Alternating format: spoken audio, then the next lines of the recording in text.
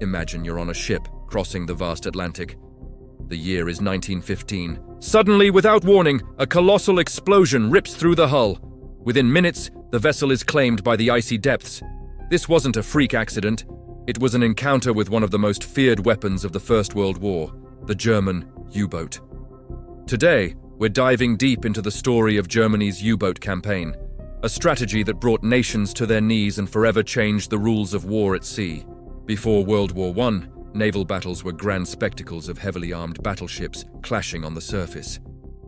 But Germany, facing the might of Britain's Royal Navy, knew it couldn't win a conventional fight. The Royal Navy had established a crushing blockade, slowly starving Germany of essential supplies. The German response? A revolutionary and terrifying new form of warfare waged from beneath the waves. The German Unterseeboot, or U-boat, was a technological marvel for its time. It could slip unseen beneath the surface, a silent predator hunting its prey. Initially, U-boats followed traditional cruiser rules, which meant they would surface, stop a merchant ship, inspect its cargo, and allow the crew to evacuate before sinking it. But this was slow, and it made the U-boat vulnerable to attack. As the pressure of the British blockade mounted, Germany's military leadership decided to take a drastic step. In February 1915, Germany declared the waters around the British Isles a war zone. They announced a policy of unrestricted submarine warfare. This meant their U-boats would sink any Allied or neutral ship in the area, often without any warning at all. The goal was ruthless but simple: to cut off Britain's lifeline of supplies and starve them into submission, just as Britain was trying to do to Germany. This was total war, extended to the civilian supply chain. The world was about to witness the brutal reality of this new policy. On May 7, 1915, the British ocean liner RMS Lusitania was sailing from New York to Liverpool. It was a civilian passenger ship carrying nearly 2,000 people, including many women and children. Despite warnings from the German embassy in the US that ships entering the war zone were at risk, many believed a passenger liner would be off limits. They were tragically wrong. Off the coast of Ireland, the U-boat U-20, commanded by Captain Lieutenant Walter Schwieger, spotted the Lusitania. Schwieger fired a single torpedo. It struck the liner, and a massive secondary explosion followed, ripping the ship apart. In just 18 minutes, the magnificent Lusitania disappeared beneath the waves. Over 1,198 people perished, including 128 Americans. The sinking sent shockwaves of outrage across the globe. The international community was horrified. Sinking a passenger ship without warning, leading to such a massive loss of civilian life, was seen as an act of barbarism. In the United States, which was still neutral, public opinion turned sharply against Germany. Newspapers ran headlines calling it deliberate murder and an act of piracy. President Woodrow Wilson sent a series of stern notes to Germany, demanding they abandon unrestricted submarine warfare and make reparations. The Germans defended their actions, claiming the Lusitania was carrying munitions for the British war effort and was therefore a legitimate military target. While it's true the ship's manifest listed rifle cartridges and non-explosive artillery shells, the scale of the civilian deaths overshadowed any military justification in the court of public opinion. The sinking of the Lusitania became a powerful symbol of German aggression and a key propaganda tool for the Allies. Faced with intense diplomatic pressure and the very real threat of the United States entering the war, Germany blinked. In September 1915, they temporarily scaled back their unrestricted campaign, ordering U-boat commanders to once again spare passenger ships.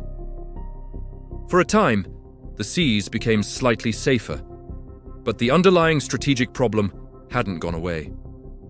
The war on land was a bloody stalemate, and the British blockade was tightening its grip. By 1917, Germany was growing desperate. The High Command believed they had a window of opportunity.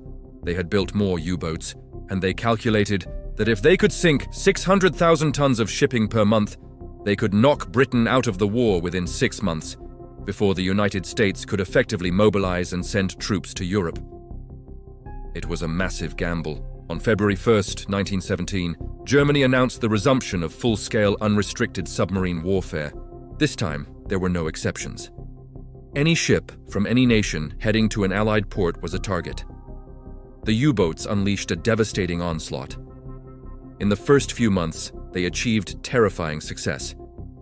In April 1917 alone, they sank over 860,000 tons of shipping. It seemed like their gamble might pay off. Britain was in a dire situation, with only a few weeks' worth of grain reserves left. The U-boat was pushing the Allies to the brink of collapse. But the Allies didn't break. Instead, they adapted. The British Admiralty, initially resistant, finally implemented a simple but brilliant countermeasure: the convoy system. Instead of having merchant ships sail alone and undefended, they were gathered into large groups, or convoys, and escorted by warships like destroyers and corvettes. Finding a single ship in the vast ocean was hard enough. A convoy was easier to spot. But attacking a convoy was incredibly dangerous for a U-boat. The destroyers were fast, maneuverable, and armed with a new weapon, the depth charge. These were essentially underwater bombs that could be dropped over a submerged submarine's suspected location and set to explode at a certain depth. The convoy system turned the tables. The hunters became the hunted. U-boat losses began to mount, while the amount of Allied shipping sunk started to decline dramatically. The wolf packs, as the U-boat groups were sometimes called, were now facing their own deadly predators. Germany's great gamble had failed. They had wagered that they could win the war at sea before America could make a difference. But the resumption of unrestricted submarine warfare was the final straw for the United States. President Wilson, who had campaigned on keeping America out of the war, now saw no other choice. In April 1917, citing Germany's submarine campaign as a primary reason, the United States declared war on Germany. The arrival of fresh American troops and vast industrial resources sealed Germany's fate. The U-boat campaign of the First World War was a brutal, defining chapter of the conflict. It demonstrated the devastating potential of submarine warfare and blurred the lines between combatants and civilians in a way the world had never seen before. While it brought the Allies to the edge of defeat, it ultimately backfired, provoking the one nation Germany could not afford to fight. The echoes of the Lusitania and the terror of the U-boats would resonate for decades, setting the stage for an even deadlier undersea conflict in the Second World War. Thanks so much for watching. This part of history is incredibly complex and shows how technology can drastically change the nature of conflict.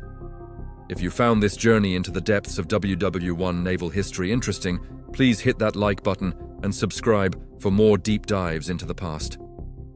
Let me know in the comments what other historical topics you'd like to see covered. See you next time.